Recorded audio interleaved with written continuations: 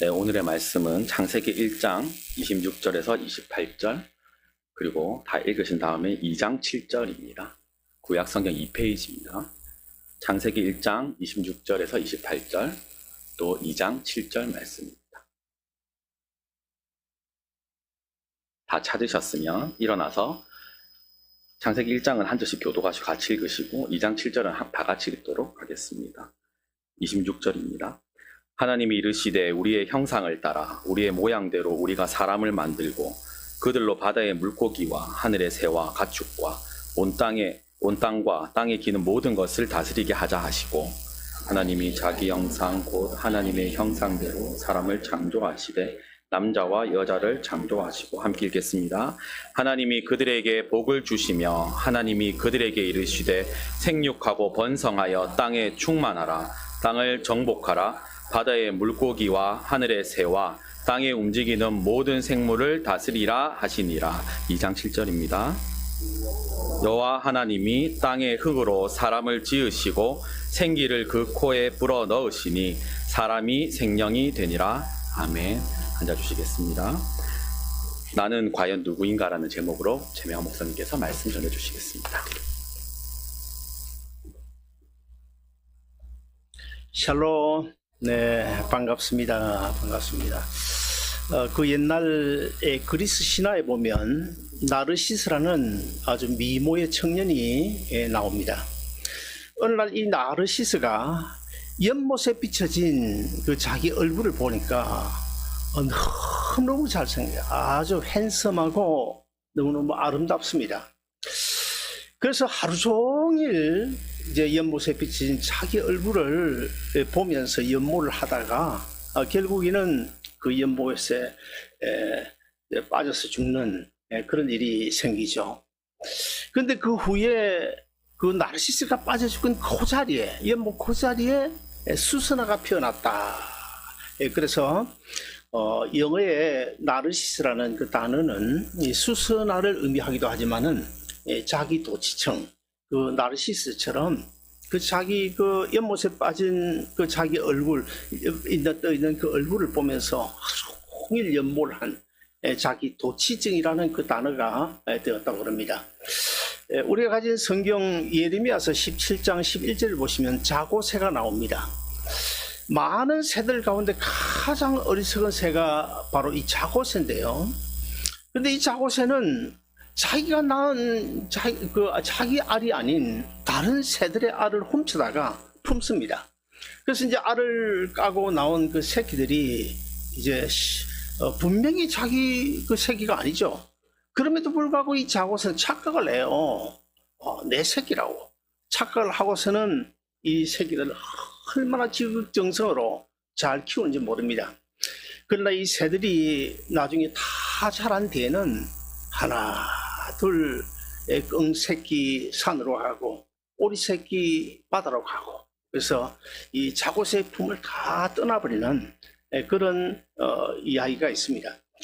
자, 여러분, 우리가 이 세상을 살아가는 동안에 세상에서 가장 불쌍한 사람, 저 사람 참 불쌍하다 그런 말을 하는데, 세상에서 가장 불쌍한 사람이 어떤 사람일까요? 전쟁터에 나가서 뭐 한쪽 팔을 잃은 사람일까요? 아니면은 태어나면서부터 맹인된 자일까요? 그것도 아니면 돈이 없어서 지질도 가난하게 사는 그런 사람이 가장 불쌍한 사람일까요? 모두 아닙니다. 세상에서 가장 불쌍한 사람이 누구냐?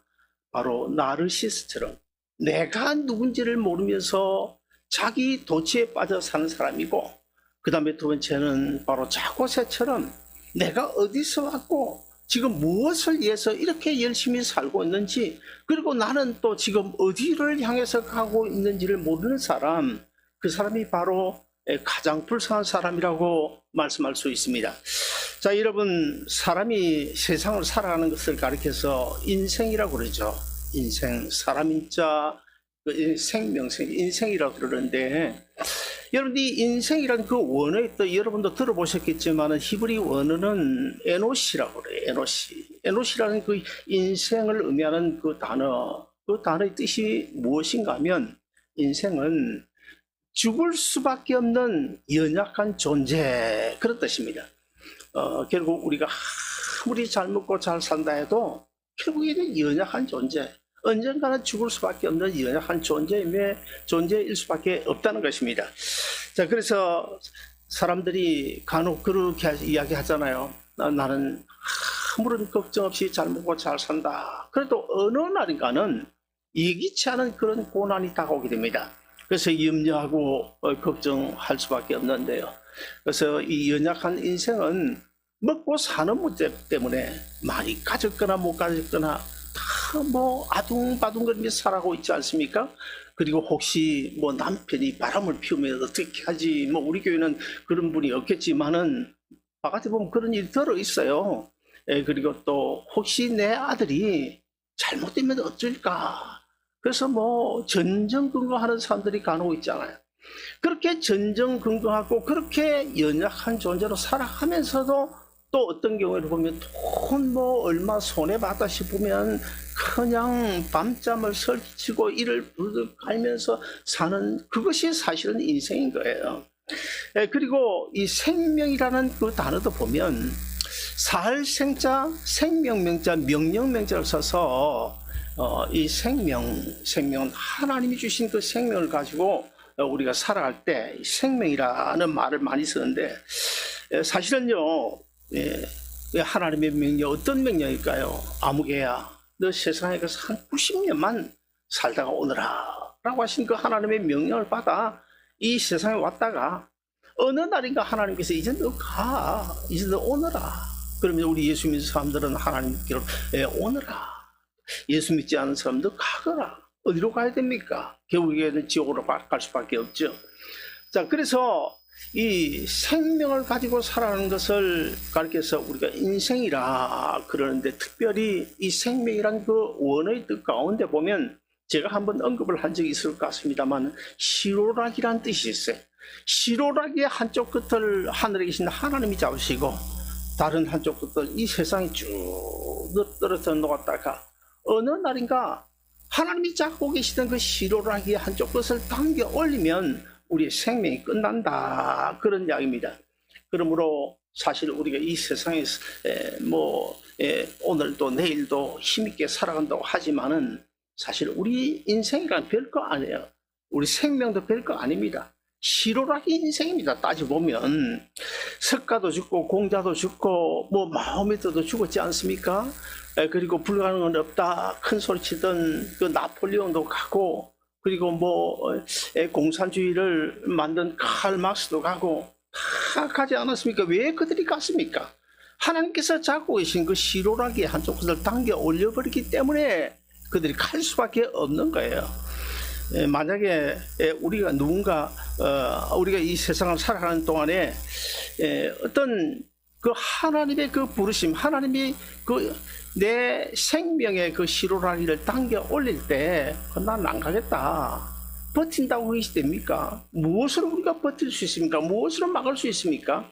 돈 가지고요, 권력 가지고요, 명예 가지고요, 그 어떤 것으로도 우리가 하나님이 당겨 올리시는 그 시로락이, 그 시로락에 그냥 대롱대롱 매달려가지고 그냥 갈 수밖에 없는, 그것이 우리 인생인 것입니다.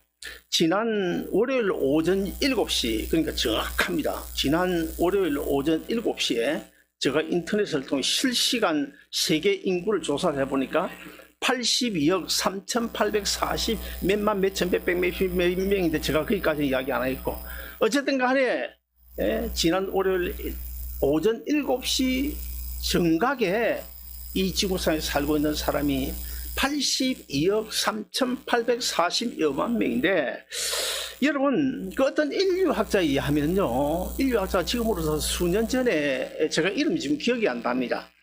연구한 바에 이야기하면 이 땅에, 이 세상에 왔다 간 사람, 이 세상을 다녀간 사람이 그러면 얼마나 될까? 1,080억 명 정도 된다고 그래요. 그걸 아무도 모릅니다. 1,000억이 될지 2,000억이 될지 아무도 모릅니다. 그러면은 자, 맨 처음 이 지구상에 존재하게 된 사람, 어떻게 인간이 이 지구상에 존재하게 되었을까? 여러분 이런 생각 간혹 해보십니까? 그러면 뭐 아이들 같은 경우에는 우리 엄마 뱃속에서 나왔다 그렇게 말하겠죠. 그러면 엄마는 어디서 왔습니까? 할아버지는 어디서 오고 증조 할아버지는 어디서 오고 고조 할아버지는 또 어디서 왔습니까? 자, 그렇다고 볼 때 우리는 한 번쯤 오늘 설교 제목처럼 나는 과연 누구인가 한번 좀 생각해 봐야 되지 않겠습니까? 첫째로 철학자들이 말하는 인간론이 있습니다. 철학자들이 여러 가지 자기의 주장대로 인간이 어떻게 해서 이 세상에 존재하게 됐다, 인간은 또 무엇이다, 그렇게 설명을 했는데, 명상록을 쓴 그 파스칼은요, 인간을 가리켜서 갈대다 그랬어요. 갈대. 바람에 휘날리는 흔들리는 그 갈대처럼 세월 따라 바람 따라 인간관계 따라 이리저리 흔들리면서 뭐 70년이든 80년이 살다가 어느 날이가 갈 수 없는 것이 인간이다, 그렇게 이야기했어요. 그리고 또 만유인력의 법칙을 발견한 뉴턴은요, 인간을 가리켜서 뭐냐면 기계라고 그랬어요. 기계. 인간 그 뭐 별거냐, 그냥 태어나면 죽을 때까지 힘 있는 동안에는 뭐 죽기 살기로 일하다가 어느 날인가 갈 수밖에 없는 것이 인간이다, 그렇게 이야기했고, 그 다음에 공산주의를 창시한 칼 막스 같은 경우에는 인간을 가리켜서 뭐 인간 그 별거 아니다 하등, 인간 그 뭐 사실 하나의 물질이다, 짐승이나 동물이나 하나의 물질일 뿐이다, 그렇게 주장을 했고, 그 다음에 미치갱이 그 철학자의 그 니체는 또요, 인생을 가리켜서 무대 위의 배우라고 그랬습니다. 뭐 인생이 뭐 별건 것 같아도 별거 아니다, 세상이라고 하는 그 무대 위에 등장을 했다가 웃기도 하고 뭐 울기도 하고, 그리고 또 남을 울리기도 하고 또 웃기기도 하다가 어느 날인가 세상이란 그 무대에서 홀연히 그냥 사라지는 것이 인생이다, 그런 이야기를 했습니다. 그리고 또 철학자 중에 쇼펜하우어라는 사람이 있는데, 이 사람은 허무주의 철학자입니다. 인생을 가리켜서 그 뭐 하등 무의미한 것이다, 그 의미를 둘 필요가 없다, 그렇게 주장을 했어요. 근데 1966년에 서울 성심여대라고 있는데, 그 성심여대에 수석으로 입학한 양혜란이라고 하는 아주 이쁘고 아주 똑똑한 그 여학생이 있었는데, 이 양혜란이라는 여학생이 이 허무주의 철학자인 이 쇼펜하우어의 철학 서적에 심취를 해가지고 철학 서적을 많이 읽다 보니까 어느 날 허무주의에 빠져가지고 뭐 인생 그 별것 아니네, 그러면 이 세상에 살 이유가 뭐 있을까, 그럼 죽어야 되겠다, 그렇게 해서 1966년 11월 달 그 성심여대 굴뚝에서 떨어져 가지고 자살을 하고 맙니다. 근데 그 양혜란이라고 하는 여학생이 그 쓰는 유서를 보면 딱 세 마디. 당신은 누구입니까? 나는 아무것도 아닙니다. 그럼 죽어야죠. 그 유서 세 마디를 써놓고 죽었는데, 사랑하는 여러분, 우리가 어디서 왔는지를 모르고 내가 지금 무엇을 하며 살고 있는지를 모르고 나는 지금 어딜 향하여 한 걸음 두 걸음 걸어가고 있는지를 모를 때에 이 양혜란이처럼 허무주의에 빠질 수가 있는 것입니다. 만약에 누군가 그 여학생에게 복음을 전했더라면 어떻게 됐을까요? 아마도 내 생각에는 그 여학생은 철학 서적을 대신에 성경을 읽게 되었을 것이고, 성경을 읽고 예수 믿고 구원 얻었더라면 어떻게 됐을까? 결코 그렇게 자살하지는 않았을 텐데 얼마나 안타까운 일입니까? 사랑하는 혜성교회 성도 여러분, 우리 주위에는 이 양혜란이 같이 내가 어디서 왔는지를 모르고 열심히 살고 있긴 한데 무엇을 위해서 내가 지금 열심히 살고 있는지를 모르고, 그리고 한 발짝 두 발짝 걸어가고 있긴 한데 내가 지금 어딜 향하여 걸어가고 있는지를 모르면서 사는 그런 사람이 우리 주위에 많이 있지 않습니까? 그런 그들 그냥 내버려 두셔야 됩니까? 어떻게든 전도해야 됩니다. 저도 제 집사람도 지금 그 전도지 가지고 어디를 가든지 지금 그냥 전달합니다. 하나씩.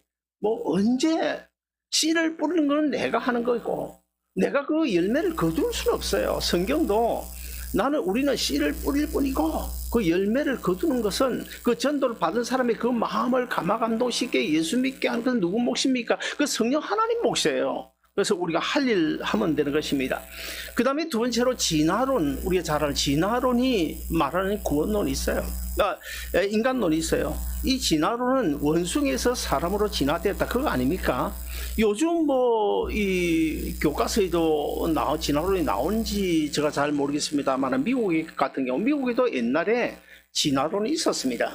그 진화론이 있을 때 지금은요, 거의 미국의 그 50개 주 중에서 한 3분의 2 정도가 진화론이 사라지고, 교과서에서 사라지고, 한 3분의 1은 아직도 그 진화론이 남아있다고 합니다.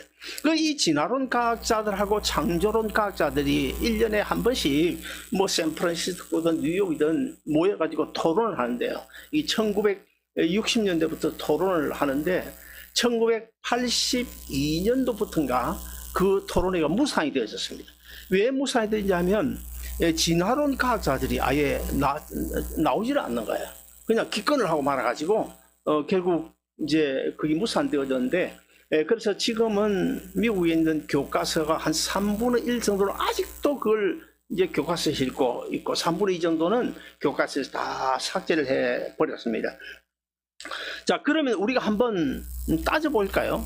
진화론이 맞는지 안 맞는지 간단하게 한 3가지를 따져볼 수 있습니다. 자, 원숭이에서 사람으로 진화된다. 그러면 첫째, 원숭이도 종교성이 있어야 됩니다. 제가 얼마 전에 말씀드린 것처럼 사람은요, 인간은 아무리 미개한 저 아프리카라도 종교성이 있어요. 하나님 찾는 방법을 몰라가지고 우상이 하나님인 줄 알고 그냥 찾아 헤매고 거리에 머리를 숙이고 제사를 지내고 하는 것뿐이지, 사실은요, 하나님을 찾는, 신을 찾는 그런 종교성의 본능이 있습니다. 근데 여러분, 원숭이가 어디 예배 드린다는 이야기 들어보셨습니까? 아니면 우상 숭배하고 미신 숭배하고 제사 지낸다는 이야기 들어보셨습니까? 없잖아요. 종교성이 없어요.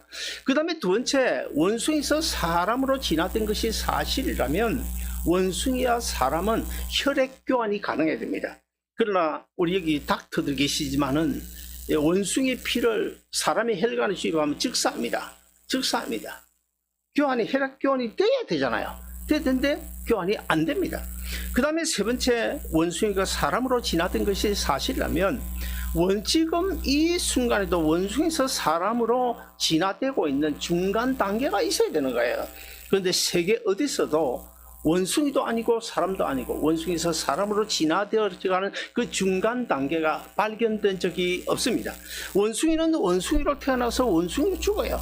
그리고 사람은 사람으로 태어나서 사람으로 살다가 결국 마지막에 사람으로 죽습니다. 그 다음에 세 번째로는 이 불교가 말하는 인간론이 있습니다. 불교의 인간론은 한 2갈래에서 찾고 있는데, 그 중에 하나는 제가 오늘 소개하고자 하는 것은 오비일학입니다. 오비일학이 뭐예요? 까마귀 날자 배 떨어진다, 그런 고사성 아닙니까? 그래서 불교가 이 오비일학에서 이 인간론을 찾고 있는데요. 어느 날 이 능구렁이 한 마리가 큰 배나무 아래에서 어떤 봄날에 거기서 뚜리를 틀고 앉아서 햇빛을 쬐고 있습니다. 근데 이 배나무에 앉아있던 까마귀 한 마리가 부스 하고 날아가니까 그 가지들이 흔들릴 거 아닙니까? 가지들 흔들리니까 큰 배가 하나 뚝 떨어지는데, 하필 어디에 떨어졌나? 뚜리를 들고 있는 그 능구렁이 머리에 떨어져 가지고 이 능구렁이가 그만 죽고 말았어요. 그래서 이 불교에서 소위 뭐라고 그럽니까? 불교에서 이야기한 대로 이 돌고 도는 이 불교 윤회설이라고 그랬잖아요. 이 윤회설에 의해서 그 죽은 까마귀는 껑으로 다시 태어났어요. 그리고 또 이 뱀은 그 멧돼지로 태어났습니다. 그래서 어느 날 이 껑이 숲속에서 알을 품고 있는데, 그 이 멧돼지란 놈이 저 산등성에서 주둥이로 칡뿌리를 파고 있는데, 거기에 그 땅을 파다 보니까 조그마한 바위 하나가 떼굴떼굴 굴러서 어디로 갔냐? 하필이면 그 알을 품고 있는 그 껑을 덮쳐가지고 껑이 그만 죽고 말았어요. 그것도 불교에서 이야기하는 윤회설에 의해 가지고 이 껑이 죽어서 뭐로 태어나지? 사람으로 태어나고, 멧돼지는 죽어서 다시 멧돼지로 또 태어났습니다. 그래서 껑에서 사람으로 태어난 이 껑이 껑에서 태어난 사람으로 태어난 이 사람이 직업이 뭐였나? 포수가 됐어요. 포수가 돼가지고 이제 총을 들고는 이 산속을 찾아 헤매면 이놈은 멧돼지 새끼 어디 안 보이나? 이 산 저 산 막 찾아내는데 어느 날 딱 만났어요. 딱 만나가지고 총을 딱 겨누고 지금 방아쇠를 당기려고 하는 그 순간에 소위 여러분들 TV 드라마 이런 데서 보지 않았습니까? 수염이 훅 지고 흰 옷을 입고 머리를 푸르게 진짜 이 산신령 같은 이 소위 불교에서 이야기하는 성각자라고 하죠. 성각자가 나타나지고 이제 그만 총을 거두시오. 언제까지 그러고 죽이고 살고 할 거예요. 제발 이제 그만두시오. 여기에서 이제 불교의 그 인간론을 찾게 되는데, 자, 이것을 이 불교에서 지금 그 오비락 그 이야기에서 돌고 다시 또 다른 것으로 태어나고 이것을 윤회설이라고 그러고요. 이 윤회설에 의해서 결과로 태어난 그 사람의 형편을 가리켜서 뭐라고 하냐면 전생의 업보 들어보셨죠? 전생의 업보. 아이고 뭐 그 전생의 업보 이런 이야기를 하잖아요. 그렇다 보면 사람이 세상에 왜 태어난 것입니까? 따지고 보면 한마디로 원수각기 위해서 태어난 거 아닙니까? 이런 불교의 인간론 여러분 받아들이시겠습니까? 그 다음에 네 번째로는 그 기타 각국의 전설에 의한 인간론이 있습니다. 뭐 세계 각국에는 나름대로 인간이 사람이 어떻게 이 지구상에 존재하게 된 전설이 있는데요. 뭐 한 간단하게 몇 가지 말씀드리면 인도의 전설에는 검정소가 인도 소를 숭배하잖아요. 검정소가 사람으로 됐다, 사람이 됐다 그런 전설이 있고, 그 다음에 우리나라와 가까운 일본에서는 그 별들 중에 하나인 견우가 구름을 타고 이 세상에 내려와서 인간이 됐다 뭐 그런 이야기도 있고요. 그보다 더한 것은 사실 우리나라지 않습니까? 우리나라도 뭐 인간론의 전설 있잖아요. 곰에서, 바가지에서, 금계란에서 참 허무명랑한 이런 이야기들, 정말 안타까운 일이 아닐 수 없죠. 우주선 타고 뭐 우주를 여행하는 이 시대에 아직도 이런 허무명랑한 이런 이야기들을 믿는 사람들 보면 얼마 그 사람들이야말로 너무 불쌍하죠. 그래서 시편 14편 1절이나 시편 53편 1절에 보시면 어리석은 사람이 누구를 가리켰어요? 하나님이 없다고 하는 사람이 세상에서 가장 어리석다. 똑같은 구절, 똑같은 문맥으로 나옵니다.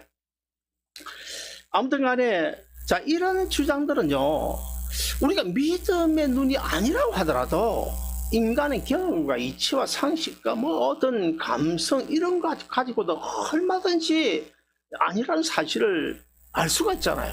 그럼에도 불구하고 거기에 빠져 사는 사람들이 얼마나 많습니까? 너무너무 불쌍한 이야기죠. 자, 그렇다면 이제 우리는 성경으로 돌아가서 성경이 말씀하는 인간론은 어떤 것인가 살펴봐야 되지 않겠습니까? 우리 오늘 본문 창세기 1장 26절 27절을 다시 한번 같이 읽습니다. 시작.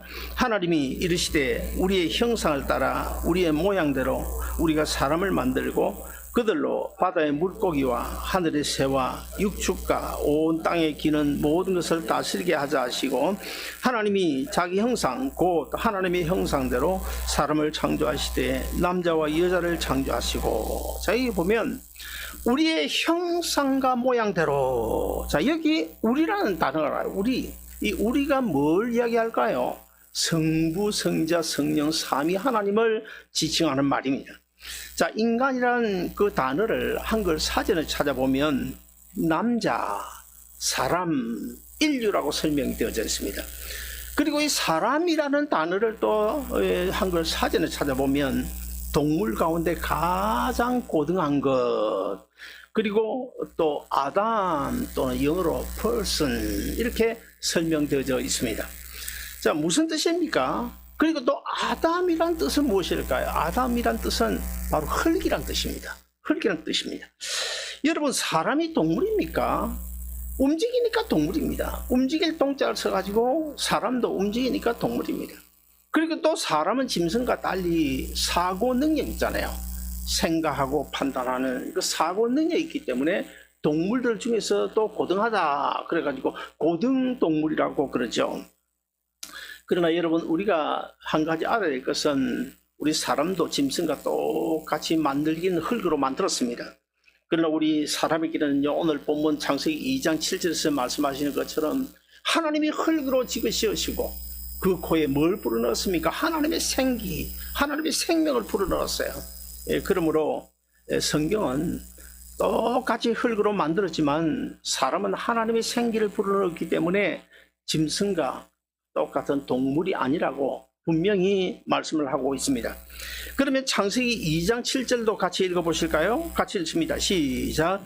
여호와 하나님이 땅에 흙으로 사람을 지으시고 생기를 그 코에 불어넣으시니 사람이 생명이 된지라. 리빙 소울, 살아있는 영이다. 그렇습니다. 하나님은 사람을 흙으로 만드셨습니다. 제가 이렇게 이야기하면 여러분 가운데 혹시는 아니 그럼 내가 흙이란 말이냐 고 항의를 하실지도 모르겠는데, 여러분이 아무리 아니라고 우겨도 뺄 수 없이 저나 여러분을 창조하신 그 요소는, 사람을 만드신 요소는 흙이라는 사실을 결코 부인하지가 할 수가 없을 것입니다.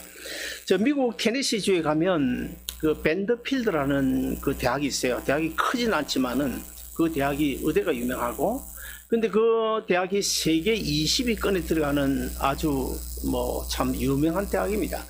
그 대학을 설립한 밴드필드 박사가 1960년에 죽은 사람을 화학적으로 분해를 해봤어요.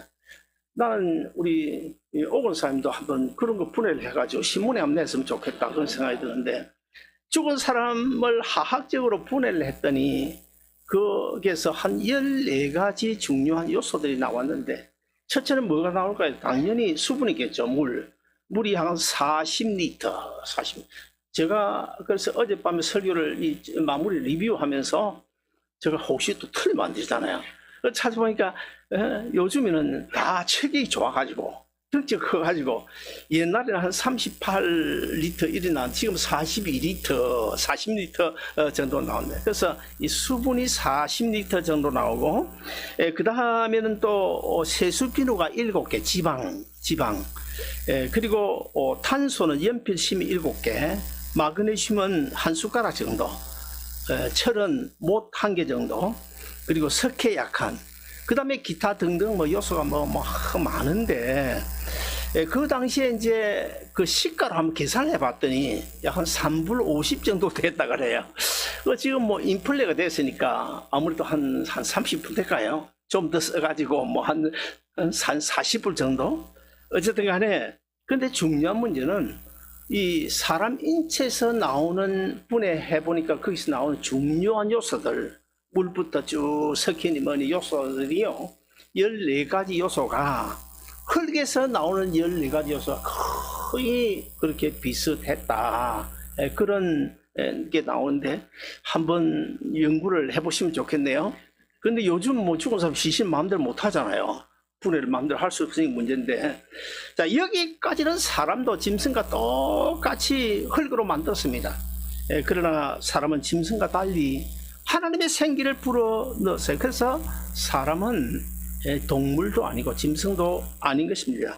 어떤 존재입니까? 영적인 존재입니다. 하나님이 영을 가지고 있는 영적인 존재인데, 고린도전서 15장 45절에 보면 그 사도 바울도 이런 증언을 하고 있습니다. 기록된 바 첫 사람 아담은 산영이었더라. 거기다 보면 리빙 소울을 번역을 하고 있어요. 산영이었더라. 자, 그래서 논리적으로도요, 우리가 논리적으로 한번 따져봅시다. 하나님이 사람이 아니잖아요. 하나님이 동물이 아니잖아요.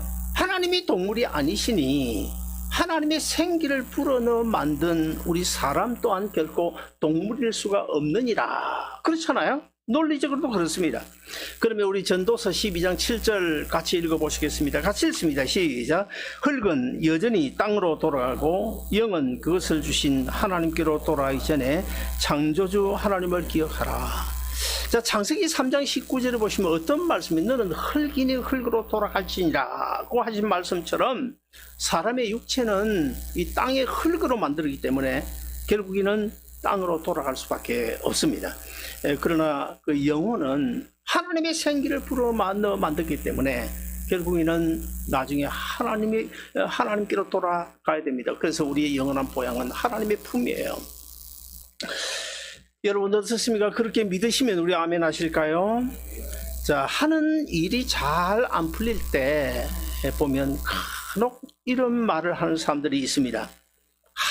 하다 안 되면 막 죽어버리면 그만이지. 그런 사람이 있어요.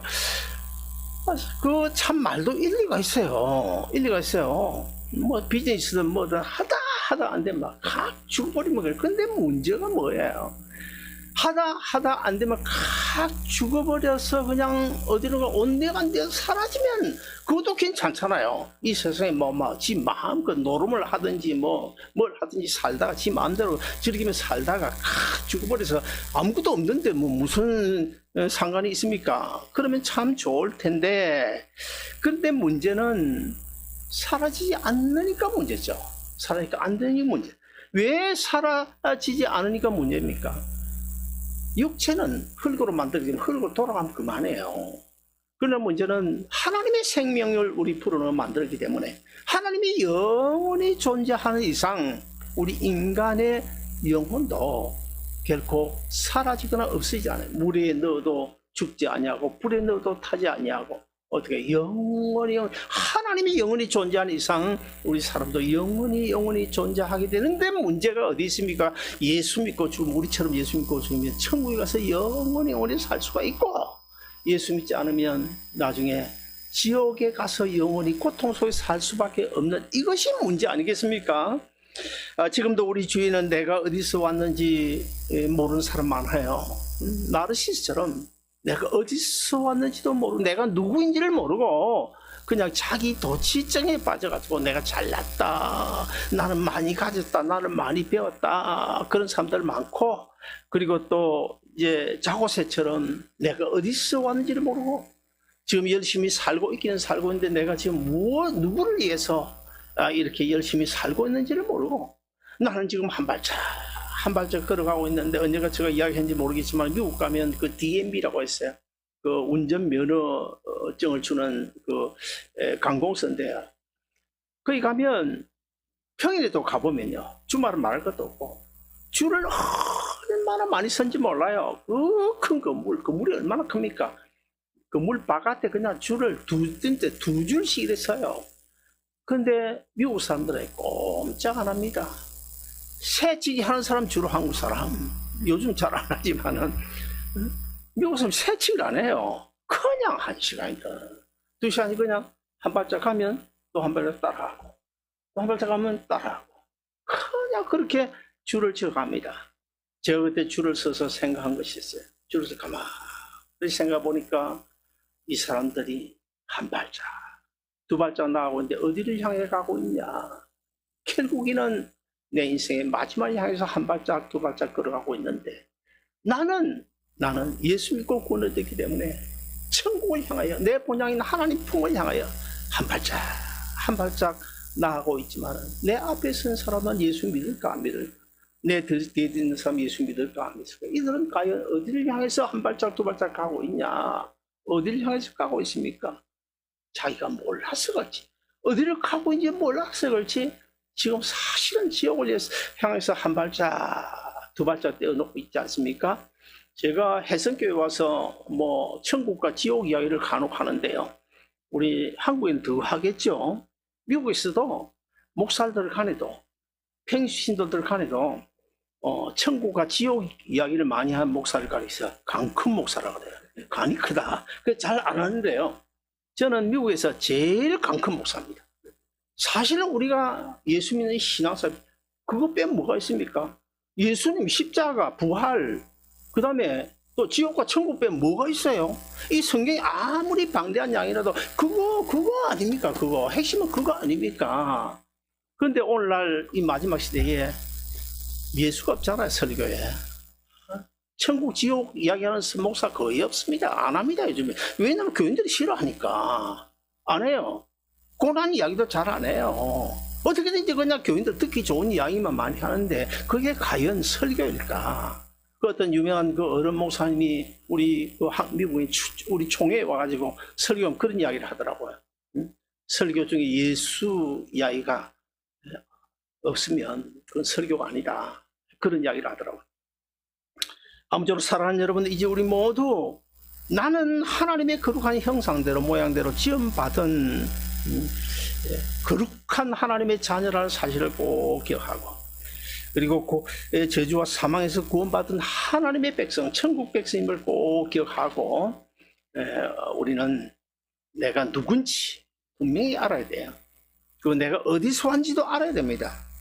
내가 지금 무엇을 위해서 이렇게 열심히 살고 있는지도 늘 우리가 되새겨 봐야 됩니다.